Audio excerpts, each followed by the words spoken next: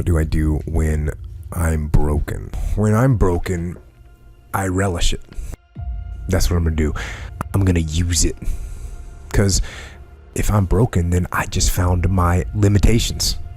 And until I know what my limitations are, how can I push them? How can I get better? But once I see it, once I feel it, once I see where I was broken, then I can attack that weakness. I can fill in that gap. I can reinforce that breach. If you break, it means it's time to fortify your will to make it stronger. There's all kinds of different ways to break. You can break physically, you can break mentally, you can break your heart, you can break your spirit, and none of those are fun, and all of those are gonna leave a mark. But the mark that they leave can be the mark of victory or it can be the mark of defeat.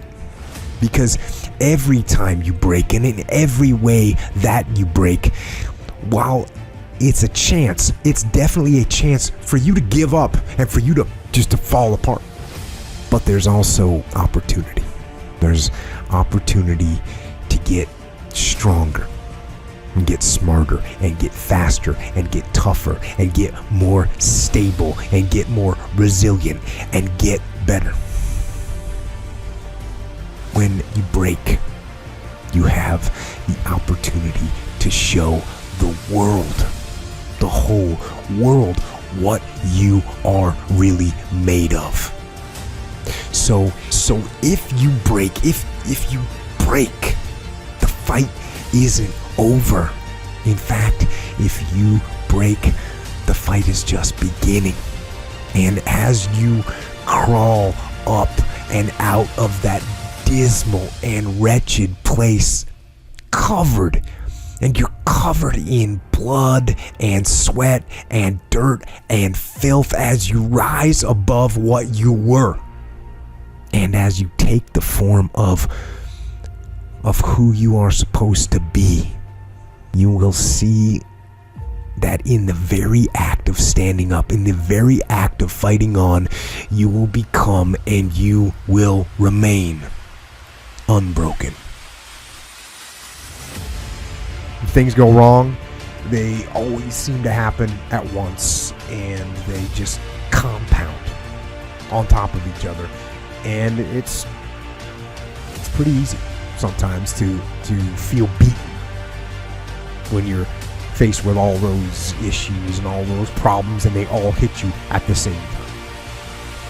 But let me tell you, that doesn't mean give up. In fact, it means the opposite.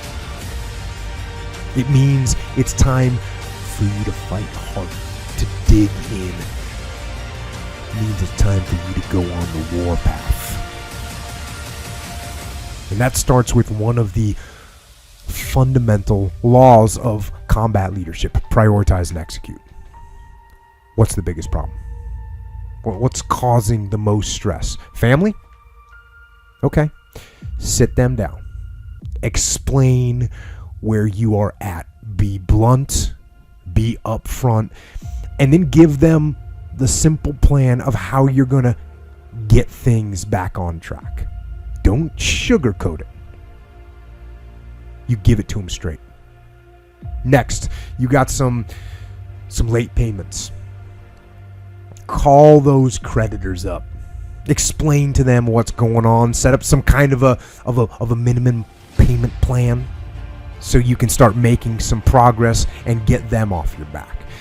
And then you got your job. Right? You're falling behind at work. Okay, talk to your boss. Face it. Tell him that you're going to step up your game.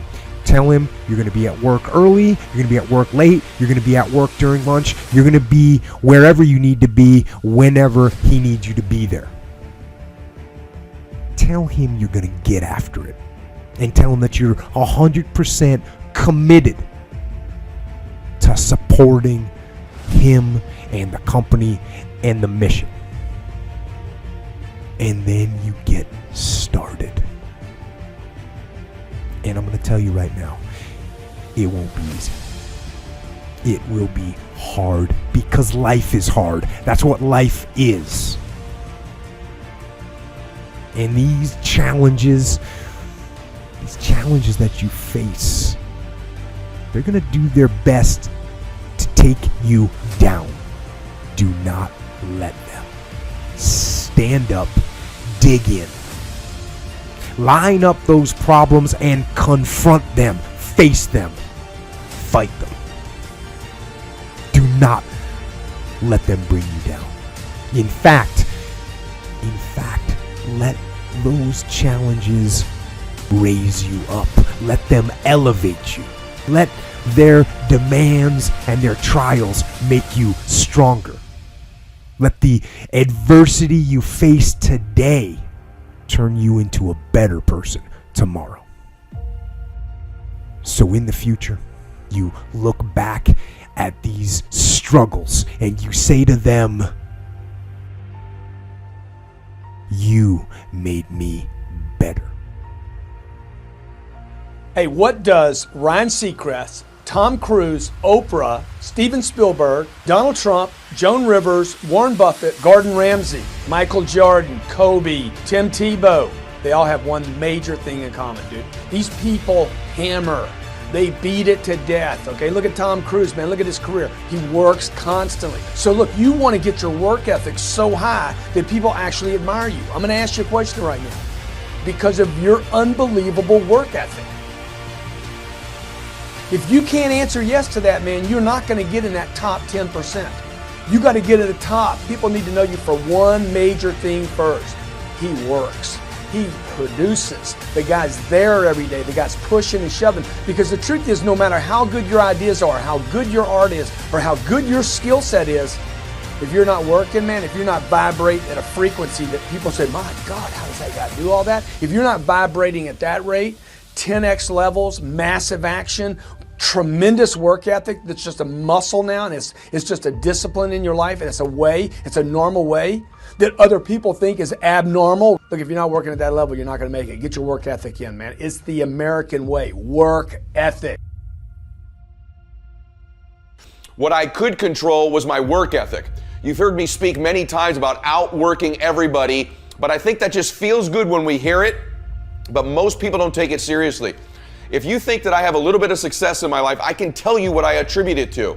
Yes, self-confidence, yes, mindset, visualization, goals, all the things I talk about all the time. Listening skills, influence, energy transfer, how to be happier, all of that stuff applies. When you get to winning, for me, it's come down to maxing out. And what maxing out means is you do one more at least than you think you're capable of. So when you're done, whatever you're doing, whether it's at the gym or phone calls or meetings or in sports, one more shot, one more throw, one more swing of the golf club or the baseball bat, the separator is for the winners, they do one more. I'm addicted to one more. And so I want your mantra going forward to be one more. What does that look like if we're working out? That means when we're in the gym and we say, I'm gonna do 5 sets of 10, I'm crazy. Like I'm a psycho because I wanna win. I wanna be somebody. I wanna separate. I wanna compete. And the way I do that isn't with my giftedness, because I wasn't born with a bunch of gifts. And I think gifts are crap. I think for the most part, gifted people struggle in life because things come easy to them. I like that things haven't come easy for me in my life. I like that I don't have natural talents in every area. And maybe you like that about you too. Maybe you've looked at yourself all your life and thought, man, I don't have that natural beauty or that natural talent or this gift for creativity or intellect or humor. I don't have any of those things. But what I got is I will outwork you. And so at the gym, one of the things I focus on, they say it's 5 sets of 10. When I'm at 10, I go one more, bam, 11. If I'm running on the treadmill and it's a 45-minute run, I never finish at 45. I always go one more minute, 46. If I'm at the office and I'm supposed to make 25 phone calls that day, when I'm at the end of the day, I always do one more. If I've got meetings, I always do one more. My mantra for 3 decades in business has been one more.